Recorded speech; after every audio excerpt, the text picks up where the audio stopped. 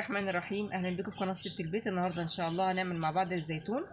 قبل ما ابدا الفيديو عايزكم من داخل مصر وخارج مصر كل الناس اللي بتدعم القناه وربنا يوفق الجميع.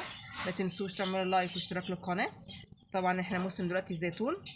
انا جبت ده العزيزي يا جماعه مش التفاحي، ماشي. طبعا انا هنبدا بقى نقول لكم بقى ايه انا بتبلها ازاي. بعمل يعني الميه بتاعه الزيتون، كوبايه ميه عليها معلقه ملح، ماشي، عشان تظبطي الملح بتاع الايه بتاع الزيتون او اي مخلل بتعمليه ده تظبطيه. كوبايه الميه دي طبعا الكوبايه دي موجوده في كل بيت، ماشي. هتحطي معلقه الملح كده وتقلبيها حسب بقى ما تعملي بطرمان قد ايه، ماشي. هنخلص بقى ونيجي مع بعض.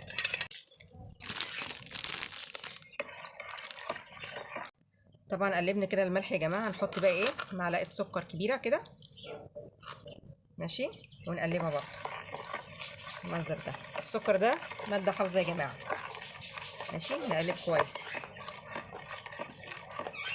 بعد كده هنحط نص كوبايه ايه ليمون، وهنحط نص كوبايه خل،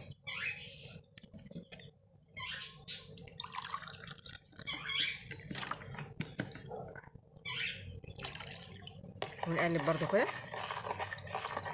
طبعا معايا بصوا ده فلفل احمر وثوم وكزبره، هنحطه برضو كده، ماشي.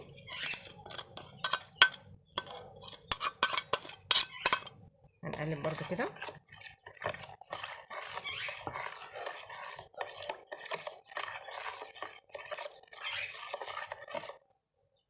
معلقه شطه، ماشي. هنحط معلقه كمون. الحاجات دي يا جماعه بتدي يعني طعم للزيتون، ماشي. هنقلب بقى كده. كده خلصنا كل بقى ايه الحاجات ايه اللي هي الليمون والخل والتوابل، ماشي. هنحط بقى الزيتون ونيجي مع بعض. بصوا يا جماعه هنحط بقى شويه جزر كده مبشورين، هنحط ورقه غار، ماشي. وهنحط بقى ايه الزيتون. طبعا الزيتون انا ايه فاتحاه من الجنب كده، ماشي. هنحط بقى ونيجي مع بعض الزيتون. واحط بقى كمان ايه شويه فلفل كده حراق، ماشي. مش عايزه تحطي ما تحطيش، بس بيديله طعم يعني. هنكمل بقى ونيجي مع بعض.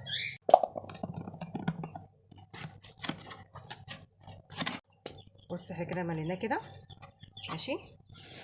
هنجيب بقى طبعا ايه الميه ونحطها بقى اللي عملناها المنظر ده كده.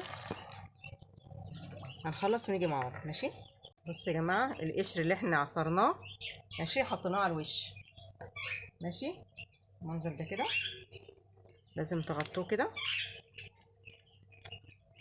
وهنجيب بقى شويه زيت، لو عندك زيت زيتون يبقى حلو قوي. نحط الزيت عادي.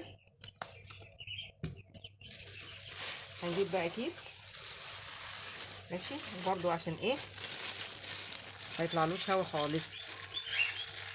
ونسد كده يا جماعه، ماشي. نقفل كده كيس تاني برده ونسد كده، لازم عشان ايه الهوا ما يطلعش. كيس والفه برده كده، واجيب بقى الغطا والف بيه كده.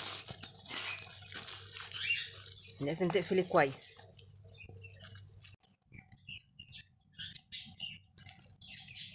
كده يا حاجه. بصوا يا جماعه اهو ما شاء الله. هنعمل بقى بقيه البطرمات.